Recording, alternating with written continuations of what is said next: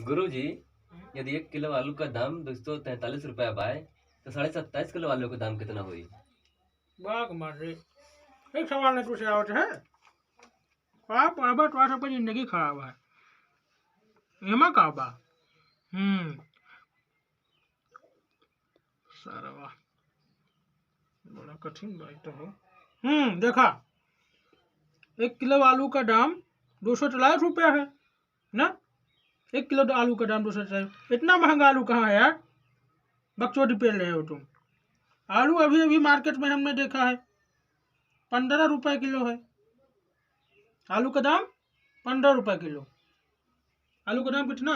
15 रुपए किलो। इतना आलू का कर बने की थोड़े घर खर्चा हम जानी था। आलू का दाम खाली आलू तो ले लिया 5 किलो 5 किलो 5 किलो ले लिया। अब देखा कितना इजी सवाल हो गए। अब देखा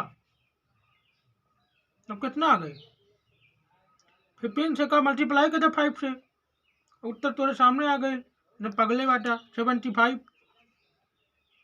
गर्दा सवाल लेके आते हो तुम, थोड़ा फाड़ू लेके आओ।